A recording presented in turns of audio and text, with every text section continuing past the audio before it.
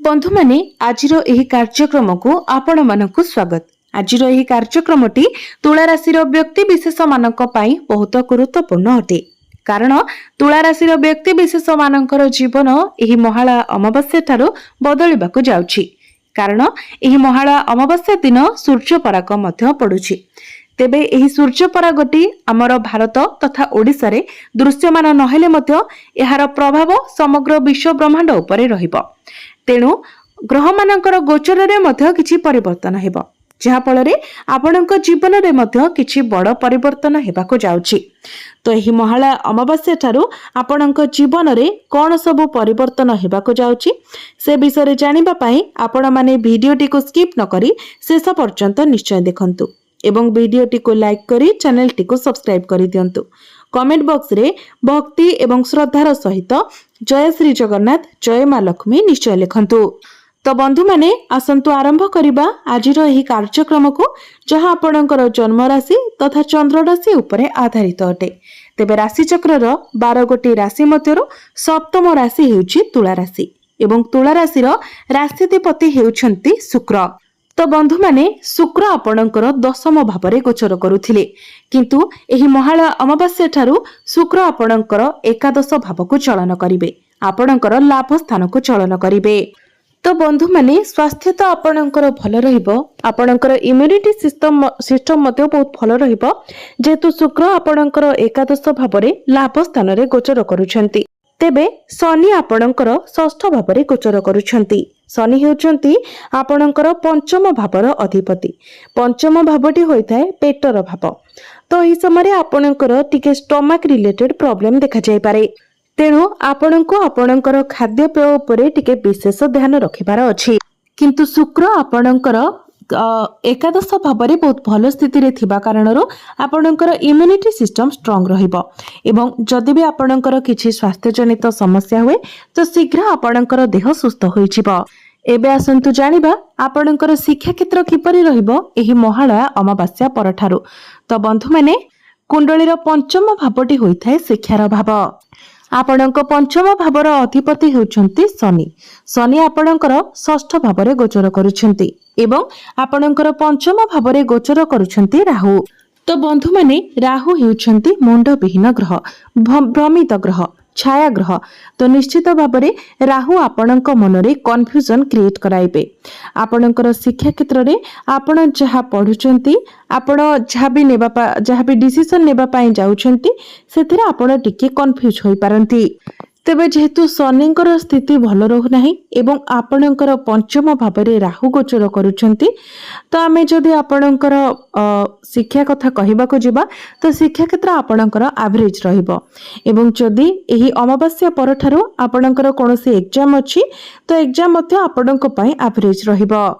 एबे आसंतु जानिबा आपणकर प्रेम जीवन किपरि रहिबो एही महालया अमावास्या परठारो।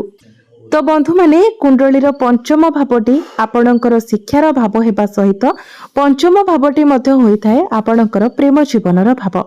तो आपणकर पंचम भावर अधिपति हेउछंती शनि। शनि आपणक कुंडलीर षष्ठ भावरे गोचर करूछंती एवं आपणकर पंचम भावरे गोचर करूछंती राहु। किंतु शुक्रंकर स्थिति आपणक कुंडली रे बहुत भल रहुछि, कारण शुक्र आपणकर एकादश भावरे गोचर करूछंती, बहुत भल स्थिति रे अछंती एवं शुक्रंकर दृष्टि मध्य पंचम भाव उपरे रहुछि। तो बंधु माने मु पूर्वरु ही आपणको कहि सारिछि जे राहु हेउछंती छाया ग्रह, भ्रमित ग्रह।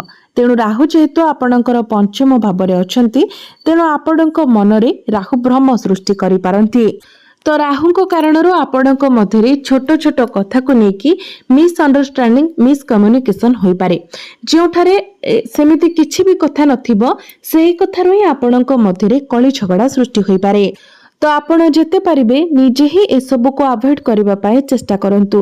जेते पारिबे ए सब को निजर मन ठारो दूरे रखंतु।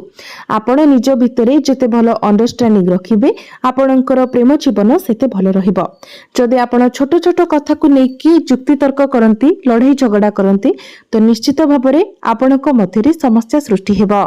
एबे आसंतु जानिबा आपणकर वैवाहिक जीवन किपरि रहिबो एही महालया अमावास्या परठारु। तो बंधु माने कुंडलीर सप्तम भावटी होइथाय आपणकर वैवाहिक जीवनर भाव, आपणकर जीवन साथीर भाव। आपणकर सप्तम भावर अधिपति हेउछंती मंगल। मंगल आपणकर प्रथम भावरे गोचर करूछंती एवं मंगलंकर दृष्टि आपणकर सप्तम भाव उपरे रहुछि।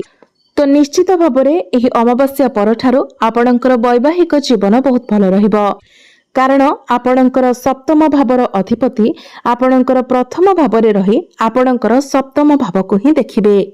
तो आपण दुई जनक मध्यरे भल पाइबा बढ़िबो, बुझामणा बहुत भल रहिबो। आपण दुई जण मिसी केवाडे बुली जिबाको प्लानिंग करि पारंती। आपण दुई जण मिसी किछि बड़ डिसिजन नै पारंती किबा घरको किछि बड़ जिनिस मध्य आपण किना किणी करि पारंती। एबे आसंतु जानिबा आपणकर भाग्य आपणको केते मात्रा रे साथ देबो एही महालय अमावास्या परठारु। तो बंधु माने कुंडलीर नवम भावटी होइथाय भाग्यर भाव। आपणक भाग्य भावर अधिपति हेउछंती बुध। बुध आपणक कुंडलीर द्वादश भावरे गोचर करूछंती।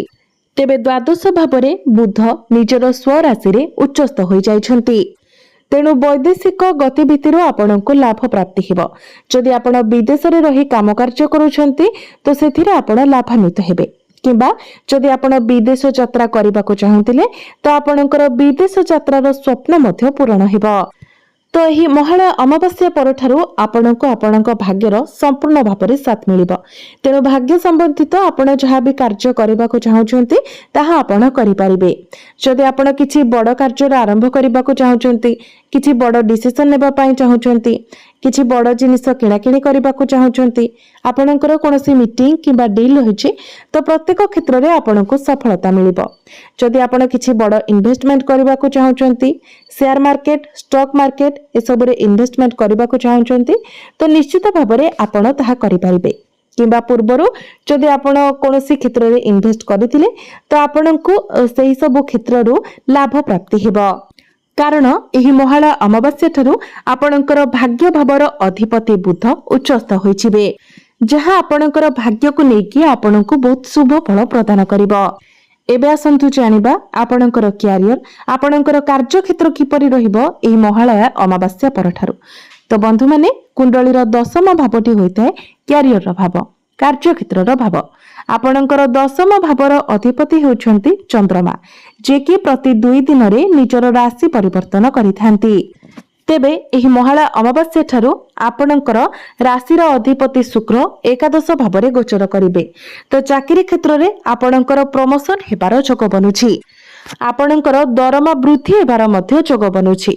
जदि आपणक निकट रे चाकरी नाही, आपण चाकरी पई प्रस्तुत हेउतिले तो आपणकु चाकरी मिलिबार मध्य बहुत अधिक संभावना रहुछि। तेणु आपण निज तरफरु चेष्टा जारी रखंतु। कार्य क्षेत्र रे आपणकर मान सम्मान बढ़िबो। आपणकर कार्य करिबार शैली द्वारा आपण अन्य मानक ठारो प्रशंसित हेबे। बिजनेस कथा जदि कहिबा तो बिजनेस एही महालय अमावास्या परठारो आपणकर बहुत भल रहिबो। बिजनेस रे आपणकर बहुत भल ग्रोथ हेबो, कारण बिजनेस रो कारक ग्रह बुध आपणकर उच्चस्थ होइछिबे। तो आपणकर बिजनेस रे ग्राहक बढ़िबे, आपणको आर्थिक लाभ प्राप्ति हेबो। पूर्वरु जदि आपणकर बिजनेस मांदावस्था चलीथिला तो आपण सेथिरे उन्नति देखिबाको पाइबे। आपणकर डेली इनकम बढ़िबो, आपणकर फाइनेंशियल ग्रोथ हेबो, आपणकर व्यय अपेक्षा आय अधिक रहिबो, जहा फल रे आपणकर संचित अर्थ रे मध्य वृद्धि हेबो। तेबे आसंतु जानि नेबा किछि उपाय विषय रे, जो उपाय गुड़िक करिबा द्वारा आपणको अधिक मात्रा रे शुभ फल प्राप्ति हेबो एवं जहा सब अशुभत्व रहउछि से गुड़िक दूर होइछिबो। तो सेथि पई आपण प्रत्येक दिन शनिकर बीज मंत्र 108 थर जप करंतु। प्रत्येक दिन आपण पक्षी मानकु दाना एवं पानी दियंतु। एहा सहित प्रत्येक दिन आपण हनुमान चालीसार पाठ करंतु एवं प्रत्येक दिन आपण उदित सूर्य को तंबा पात्र रे जलार्घ्य अर्पण करंतु। निश्चित भाव रे जहा किछि अशुभत्व रहुछि से गुड़िक खंडन होइजिबो एवं आपण को अधिक मात्रा रे शुभ फल प्राप्ति हेबो। तो बंधु माने आपणकर जीवन मंगलमय हेउ, एहा ही ईश्वरक निकट रे मोर प्रार्थना। धन्यवाद।